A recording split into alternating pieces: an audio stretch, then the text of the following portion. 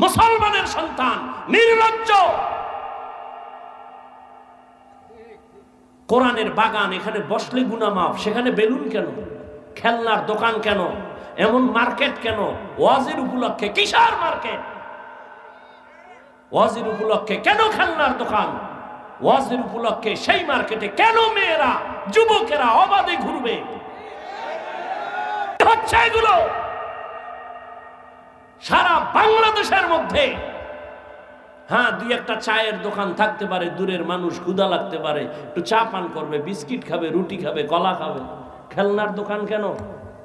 বেলুনের দোকান কেন? এ পদক্ষেপ নিলে একটা দোকানও বসতে পারতো না যে না, এখানে কোনো খেলনার দোকান বসতে পারবে না, বেলুনের দোকান বসতে পারবে না। 100 স্বেচ্ছাসেবক লাঠি দিয়ে দিত হাতে যে এখানে কোনো মহিলা যেন ঢুকে না।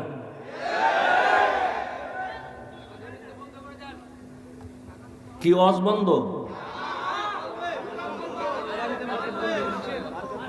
আল্লাহ হেদায়েত দান করুন।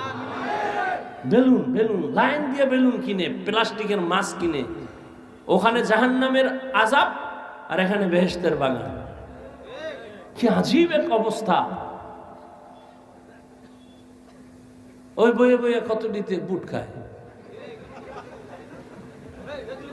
কুটকুট করে কামড় দেয় আর এখানে আওয়াজ হইতেছে। তুমি 2 ঘন্টা না খাইলে মরবা, বুট খাইলে পেট ভরবে। খাওয়ার জন্য দোকান আছে, এখানে আসছো কেন? সেখানে যাও।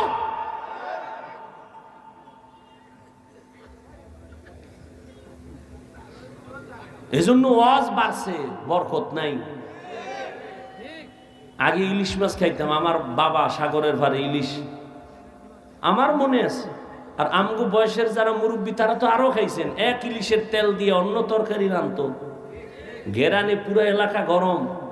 আর এখন ঘরে ঘরে ইলিশ খায়, তেলও নাই, সেই ঘেরানো নাই। দুনিয়ার আকাম গুনাহ 24 ঘন্টা গুনাহ করে। চেহারার দিকে তাকাইলে নূর নাই। সে তো মনে করতেছে আমি তো খুব নাদুস নুদুস এক সুদর্শন সুপুরুষ। তোরে কার্টুনের থেকেও খারাপ দেখা যায়, তোর খবর আছে নি? সারা রাত আকাম করো, বুঝো না ওইটা কপালে লাইগা রইছে। যার কলবের চক্ষু খোলা, ওরা তাকাইলে দেখে তুই সারা রাত কি অপরাধ করেছ।